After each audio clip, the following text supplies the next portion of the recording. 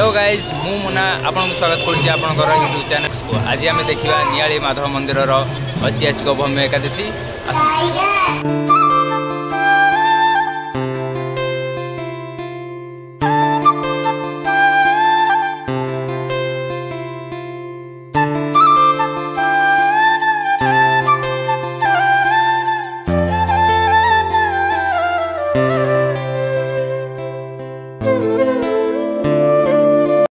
जय श्री माधव।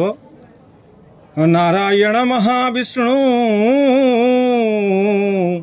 श्रीधरानंत केशव वासुदेव जगन्नाथ ऋषिकेश नमो नमः। त्वयात्मनि जगन्नाथे मन्मनोरमतामिह कदा ममेदृशं जन्म मानुषं संभविष्यति। भाईरा नमस्कार। एटा मंदिर आमर केते दिन पुराना विषय टिके कहि। पुण्यतया प्राचीन नदीर अववाहिकार माधवंकर पीठ प्राचीन पीठ स्थान ये अति सुंदर कारुकार्यपूर्ण यही मंदिर तृतीय अनंग भीम देवों द्वारा निर्मित द्वादश शताब्दी मंदिर। ये बहु प्राचीन पीठ स्थान प्राय 1000 वर्षर पुराना ऐतिह्य संपन्न संस्कृति संपन्न माधव मंदिर जे कि जगन्नाथंकर मामू घर भाव में बेस सुपरिचित। ओडिशार प्रति कोण अनुकोण जो वर्षक 12 मास रे आमर 24टा एकादशी अच्छी 4टा बड़ एकादशी अच्छी। एकादशी और बड़ एकादशी जो मैंने एकादशी व्रत करती विष्णु भक्त मैंने समस्ते आसिक ये उपस्थित होती प्राची स्नान करी माधव दर्शन करती। आज माघ शुक्ल पवित्र भैम एकादशी ये 4टी एकादशी भितर भैम एकादशी हूँ अन्यतम श्रेष्ठ एकादशी। यही दिन श्री माधवंकर बड़ मेला ये बहु जाति एठी समागम होती प्राय 10,000 20,000 यात्री समागम होती। सकाळू 4टारू प्राचीरे बुड़ पकई तापरे भोर 4टा पर्यंत लोक मैंने सब दर्शन करती। महादीप डका सरला परे से निज निजर व्रत रक्षा करी पुणी निज निज स्थान को फेरी जाती। भाईना पुरी आ माधव मंदिर भीतर जो संपर्कटा कहते एटा मामू घर बोली तो एटा कौन किंवदंती कहे श्री जगन्नाथंकर मामू माधव माँ अर्थ लक्ष्मी धव अर्थ स्वामी लक्ष्मीकर स्वामी तो स्वयं नारायण। तेणु लोक प्रबाद लोक कीर्ति श्री जगन्नाथ मामू घर बोली माधव प्रसिद्धि अर्जन कर। प्राची नदी कूले कूले पुरी सेवायत मैंने आसती दारू संग्रह करने से मंगला स्थान अधिया पड़ती एवं माधववासी एठी से अवस्थान करती एवं दारू संग्रह करी पुणी जगन्नाथ विग्रह निर्माण करती नवकल समय। तो जेहेतु सीटा मामू घर एवं ये मामू घर एवं माँ क्षेत्र से मंगला माँ क्षेत्र यही क्षेत्र भाव में जगन्नाथ सहित माधव मंगला गोटे सांस्कृतिक परंपरा संपर्क अच्छी। मामू घर बोली सारा ओडिशा परिचित। ये बहु कोण अनुकोण मामू घर बोली लोक मैंने सब जगन्नाथ मामू घर बोली दर्शन करने आसती। पौर्वाष्टमी भर जाए पौर्वाष्टमी की प्रति वर्ष मामू घर जमी आमर साधारण जनश्रुति मामू घर भणजापी जमी पूरा करने सब जाए द्रव्य ये से पूजा उपकरण द्रव्य सब जाई से नवेदन हो। जो भैम एकादशी एटा कौन आटा जो 4टी बड़ एकादशी अच्छी बड़ एकादशी मध्य माघ शुक्ल एकादशी बड़ एकादशी नाम परिचित।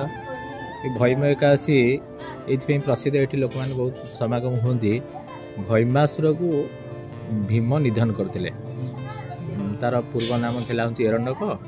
ये स्थान हूँ जंगल परिपूर्ण होता अतीत।